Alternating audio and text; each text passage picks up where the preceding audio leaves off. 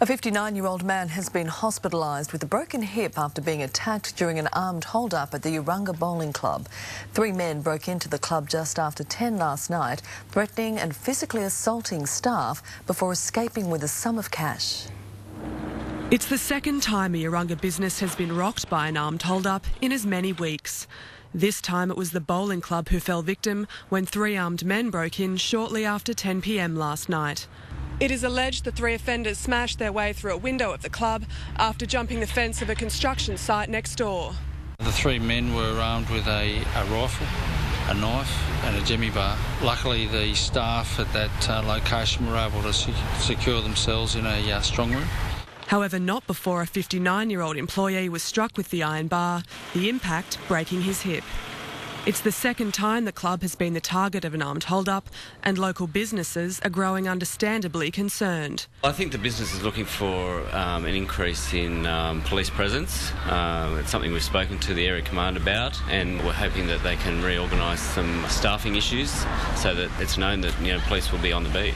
Police are now appealing to the public for witnesses. Camilla Campbell, NBN News.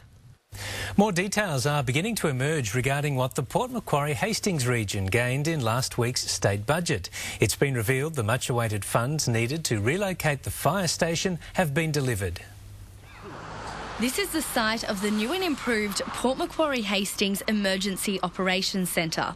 With the SES and ambulances already settled in, the fire brigade is moving in next door. This station, the current station, has served us very, very well for over 50 years, but the new location will allow us to improve our service delivery to the community of Port Macquarie. Superintendent Gray says moving all the emergency services to one place will improve response times and, in turn, hopefully save lives. With the growing population and new estates going in, Fire and Rescue New South Wales is always committed to seeing how we can improve our service delivery. Also preparing for a cash injection, Stingray Creek Bridge. Yes, there was an announcement in the state budget in the order of $1.3 million for further work. We don't know the details of that budget, and we're currently in discussions with the local member. The Port Macquarie Hastings Council has been working on securing funds for the bridge, which has a rust and load limit, for over 20 years. $6 million was allocated towards the project by the previous state government. The total cost is estimated at around $14 million. Meanwhile, design work for the crucial piece of infrastructure is being finalised. The designs are about 90% complete. Our primary objective is to have all the designs finished as soon as possible in readiness for construction. The region will also receive funds for a new school in Lake Cat-Eye. Just how much is yet to be announced. Rochelle Widdowson, NBN News. A local movement declaring entire communities against coal seam gas exploration is gaining momentum. It started at the Channon near Lismore 2 months ago and has since spread across the region. These scrolls represent 104 streets in the Lismore Shire that have said yes to closing their strip to coal seam gas. Oh, it's astounding, no doubt about it. The movement started at the Channon in April when the entire village declared itself against coal seam gas. Now it's expanded to 20 other communities, with residents surveying residents on their views. And an incredible 96% of people are saying yes, close the roads to coal seam gas. It's really quite astonishing. The Channon, Dunoon and Darrabee are so far leading the way, with over 98% in agreement. They feel that the government and the legal system have failed them. They're having their say.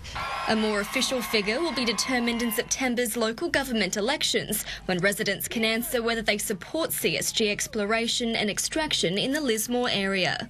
We can use that when we're talking to state and federal government. We can also use that figure when we're talking to mining companies. Annalise Rosendahl, NBN News. Spearfishing in Cabbage Tree Bay on the Central Coast could become a thing of the past if Wyong Shire Council has its way. It's proposing to ban the popular pastime, and local marine conservation groups couldn't be happier. A peaceful haven that's turned into a free-for-all. And we've got young people walking down this ramp behind me with loaded spear guns and sliding into the water and shooting all manner of sea life. Wyong Shire Council unanimously moved a motion last week to put a halt to spearfishing at Cabbage Tree Bay. The matter will now be referred to Fisheries and Roads and Maritime Services. Organisations like Ocean and Coastal Care Initiatives are supporting the call. Lack of respect for the environment down here. Just because you've got a spear gun doesn't give you the right to kill everything that moves.